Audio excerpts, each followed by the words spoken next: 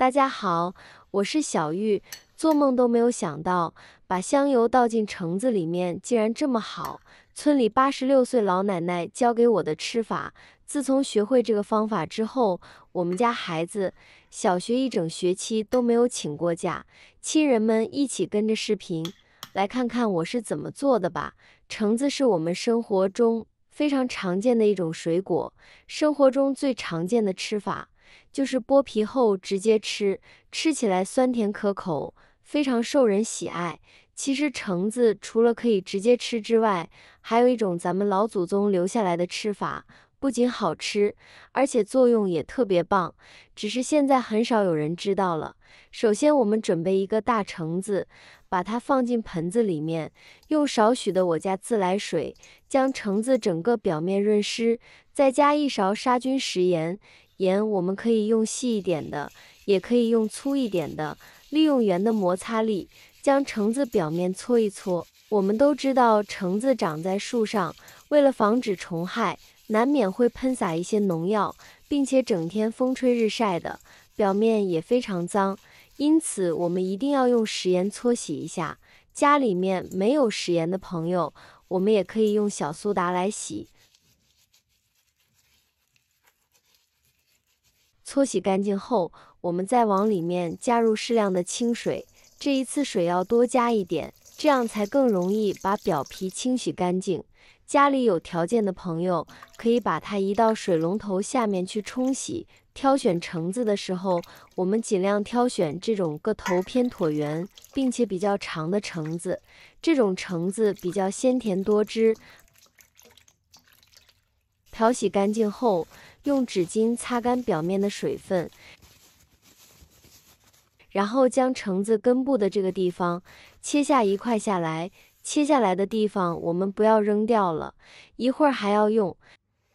接着找一根筷子，在橙子的中心处戳出一个小洞，这个小洞也不需要太大，大概比筷子粗一点即可，像视频中这样就可以了。现在我们顺着这个小孔往里面倒入适量的香油，油的量刚好把中间的这个小孔填满即可。填满后，我们先把放在一旁浸泡一会儿。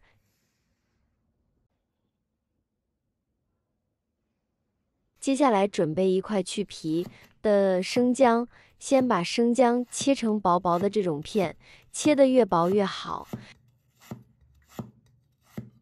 然后再改刀，切成细细的生姜丝。生姜也是一种非常常见的材料，一般情况下主要用来炒菜，具有去腥增香的作用。殊不知生姜里面含有丰富的姜辣素，而这种成分在我们的生活中还有许多的妙用。接着再将生姜丝改刀切成生姜末，切得越碎越好，这样更有利于生姜里面的营养成分以及有效成分充分的释放出来。切好的生姜末，我们把它撒在橙子的表面。其实在小时候，咱们老一辈的老奶奶、老爷爷们用的基本上都是猪油，以及我们的生姜，并没有用香油，因为在那个时代香油比较少见，而猪油家家户户都有。生姜放上来之后，我们把生姜尽量往中间的孔里面塞进去一些，直到将中间的这个小孔塞满，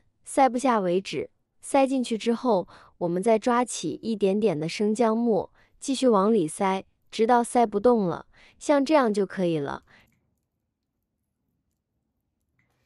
然后再把之前切下来的这个橙子盖子盖在上面，盖好后，我们又得到了一个完整的橙子，将它摆入盘中，再放进冷水蒸锅里面，接着盖上盖子，先开火把锅里面蒸上气，蒸上气之后再蒸20分钟。我现在每天都用心分享做菜小技巧，亲们能不能给我个免费的爱心，鼓励一下？万分感谢您了。20分钟后不要着急开锅，把火关掉后再焖2分钟，2分钟后揭开锅盖，这样我们的香油蒸橙子就做好了。把橙子的盖子揭开，哇，真的是太香了！趁热将它拿出来，如果实在是觉得有点烫的话，可以戴一个隔热手套，接着用刀将它分切成小块。我这里分成了4瓣，这个时候的橙子特别烫，所以感觉切起来有一点点困难。这样分切好后，我们再剥橙子皮就非常的方便了。被蒸过的橙子皮现在变得非常的软，很轻松的就可以剥落了。但唯一的缺点就是现在特别烫，但这种烫是在我们能承受的范围之内。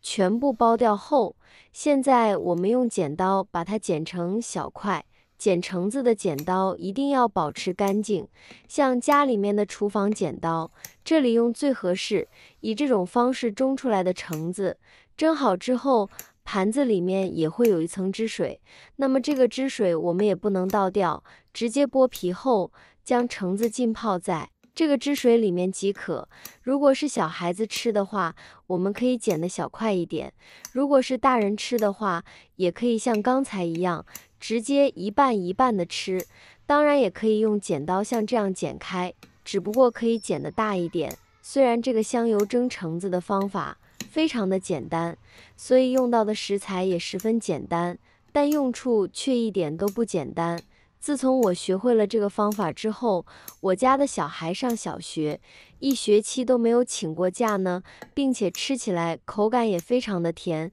还有淡淡的香油的味道，以及生姜的香气。剪好后用勺子趁热吃，不管是大人小孩都特别的适合。随着社会的发展，农村里的一些治病偏方已经被大多人忘记了，但依然还是有老一辈的人记住。奶奶就有这样一个祖传秘方，说是老一辈人传下来的，以前的条件艰苦，根本不舍得花钱去医院，所以当时的人就琢磨出了一个偏方。别看食材简单，但却有大作用，做法简单，既省钱又实用，帮助奶奶他们那一辈的人度过了不少的困难时期。反正我是万万没想到，把香油倒在橙子里，上锅一蒸，润肺止咳，强免疫。这里建议大家春天要常吃。为什么这样说呢？这是因为春天忽寒忽热，身体容易中招，引起感冒咳嗽，还可能伴有流鼻涕、咽干、咽痛等症状。所以今天这个祖传秘方，喜欢的亲人们可以收藏起来试一试哦。